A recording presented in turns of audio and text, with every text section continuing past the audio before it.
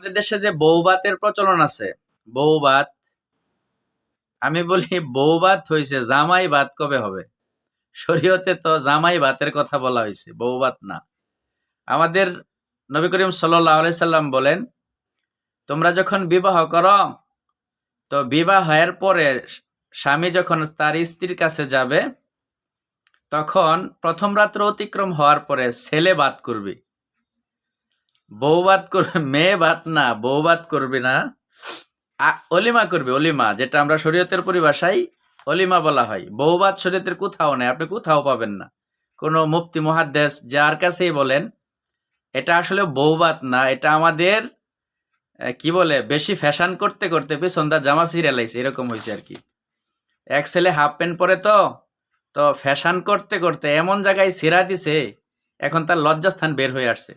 আমাদের সমাজের মধ্যেও এমন কিছু প্রচলন এখন চালু করছে, বিভিন্ন ভাত এখন, জন্মবার্ষিকী, মৃত্যুবার্ষিকী, বউভাত, আরো বিউটি পার্লার, আরো কত কিছু যে আবিষ্কার করা হইতেছে, ভবিষ্যতে না জানি আরো কত ভাত আসে। এজন্য সম্মানিত দেশবাসী, এই বউভাত করা বেদাত, মেয়েদের বাড়িতে খানা খাওয়া বা মেয়েদের বাড়িতে অ্যারেঞ্জমেন্ট করা, এগুলা শরীয়তে নিষেধাজ্ঞা। বেড়াগিরি ছেলেদের বাড়িতে করেন, কিরকম পাওয়ার আছে আপনার, কয়টা গরু জবাইরা খাওয়াইতে পারেন, খাওয়ানোর কোনো নিষেধ না। শরীয়তে আরো হুকুম দিয়েছে যে ছেলেরা বিবাহ করার পরে স্ত্রীর সাথে সাক্ষাৎ হওয়ার পরে তুমি যদি পারো 100-150 গরু জবাই কইরা অলিমা করো। কোন এমপি বা মন্ত্রী আছে 200-400 গরু জবাইরা খাওয়াই দিতে পারবে মানুষকে? সাধারণ মানুষের কথা আমি বাদ দিয়ে দিলাম, এমপি মন্ত্রীরাও কি পারবে? এত বেড়াগিরি ক্ষমতা নাই কারোরই। এই জন্য অলিমা করা সুন্নত ছেলের যোগ্যতা অনুসারে। এখন আমরা ছেলেদের যোগ্যতা বাদ দিয়ে মেয়েদের বাড়িতে যাইয়া লঙ্গি ডিল কইরা খুব খাবার খায় আসি, এটা বেদাত। এবং অনেক অনেক উলামায়ে কেরাম বলছেন হারামের মঞ্জিলাই। যদি ইজায়ে মুসলিম হারাম আস্ত, মুসলমানদের কোনো মাল দিল রাজি ছাড়া যদি খেয়ে ফেলে, বুক করে, ব্যবহার করে, এটা অন্য মুসলমানের জন্য বৈধ হবে না। এই জন্য এই সমস্ত বউভাতে বা মেয়েদের বাড়িতে বিবাহের অনুষ্ঠানে আমরা যাব না।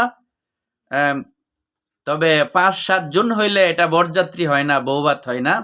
যদি আপনার 50-100-150 লোকের অ্যারেঞ্জমেন্ট, 200-500 লোকের অ্যারেঞ্জমেন্ট করে বা এটার মধ্যে মাল সম্পদ খরচ করে, হয়তোবা যে হুজুর এটা তো উনি রাজি হয়েই করছে। আরে যেই সময় করা হয়েছে ওই সময় তো সে অপারক এবং লজ্জার কারণে সে এটা স্বীকার করে নিছে। আসলে এটার মেসাল হলো ওই ব্যক্তির মতন যে রাস্তার মধ্যে ডাকাতের শিকার হইল এবং তার মাল, মোবাইল এবং গরু রেখে দিল। রেখে দেওয়ার পরে ডাকাত বলল রাস্তা দিয়ে সোজা যাবে, কোনো চিল্লান দিবে না, তাহলে গুলি করে ফালাই দিব। তো কিছুক্ষণ পরে, কিছু রাস্তা অতিক্রম করার পরে ওই লোকটাকে আবার ডাকলেন যে এদিকে গিয়া, তোর কাছ থেকে যে আমি মাল এবং গরু, মোবাইল ইত্যাদি নিয়েছি, তোর কোনো দাবি আছে নি? তো সে বললো যে না হযরত, আমার কোনো দাবি নাই। এখন আপনিই বললেন তার কি দাবি আছে না নাই? নাই?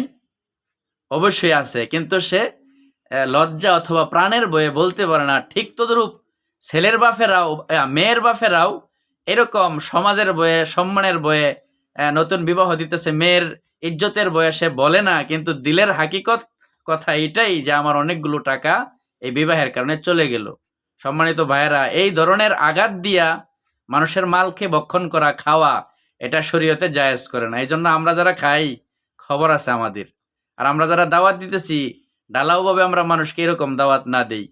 খানেওয়ালারাও আমরা যাব না, আর দাওয়াত দেওয়া ওয়ালারাও এরকম ভাবে দাওয়াত দিব না। আপনার বাড়িতে না খুব খাওয়ান দিয়ে বেড়াগিরি কতটুকু আছে আপনার?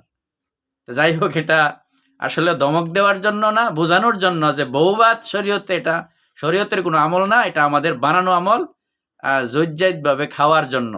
এই সমস্ত খাবার থেকে আমরা দূরে থাকব।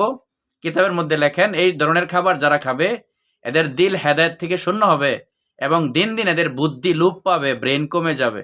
এজন্য আমাদের উস্তাদরা আমাদের ছাত্রদেরকে বিভিন্ন জন্মবার্ষিকী, মৃত্যুবার্ষিকী, লিল্লা, বোর্ডিং, এগুলোর মধ্যে খাইতে নিষেধ করে, কারণ এগুলা অনেক হারাম বলা যাইতেছে না, কিন্তু মালটা তেমন ভালো না।